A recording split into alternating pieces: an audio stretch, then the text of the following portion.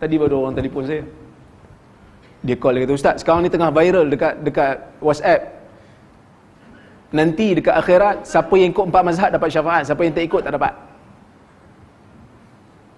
Tuan-tuan, kita bukan nak mempertikaikan 4 mazhab, ia mazhab yang muktabar. Tapi mazhab ahli sunnah tidak pernah terkurung dalam 4 mazhab ni saja. Saya tanya kat dia, dia tanya, "Betul ke Ustaz ada hadis?" Saya kata, orang yang hidup sebelum 4 mazhab macam mana? Orang yang hidup sebelum 4 mazhab tu macam mana? Tak dapat syafaat ke? Lepas tu dia gelak, betul juga tu. Tu kadang-kadang kita ni bila belajar sains jadi pandai, bila masuk belajar agama jadi tengin, kata orang Perak. Tuan tahu tengin? Jadi balok, bukan balok, jadi apa? Jadi bodoh kan. Tapi saya tak suka sebut perkataan bodoh tu. Bengong kan. Maksudnya tak boleh fikir.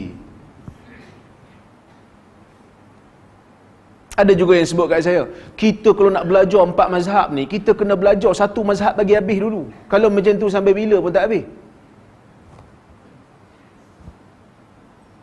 Siap buat dakwaan, dia kata imam-imam mazhab yang 4 ni, sebelum belajar mazhab lain, dia belajar mazhab 4 dulu. Saya kata Abu Hanifah, dia hidup sebelum Imam Syafi'i lahir. Bila masa dia kenal mazhab Syafi'i? Nak tipu pada-pada lah. Maka bila kita dengar benda ni, paling tidak kita ada keluasan. Dan kita tak kata orang lain sesat tanpa hujah yang kukuh.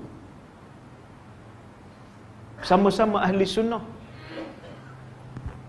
kita kena mengiktiraf dan kita mencari yang mana yang paling hampir dengan kehendak Allah dan Rasul semampu yang kita mungkin.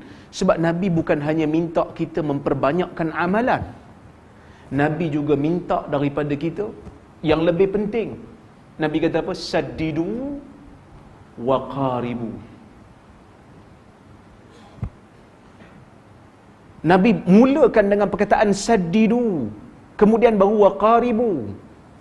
Saddidu maksudnya jadikan amalan kamu dalam agama ini tepat seperti mana yang ditunjukkan oleh Nabi SAW. Kemudian daripada itu baru Nabi sebut waqaribu, jadikan amalan kamu hampir kepada kesempurnaan, bagi banyak selagi mana kamu mampu, selagi mana tidak ghulu, tidak melampau dalam agama, buat salat sunat banyak-banyak, tak apa. Selagi mana kamu tak penat dan tak mengantuk, buat. Tapi pastikan amalan yang banyak yang kamu buat mesti ada sifat sadat, mesti ada sifat tepat dengan kehendak Allah dan Rasul, dengan apa yang ditunjukkan oleh Rasul.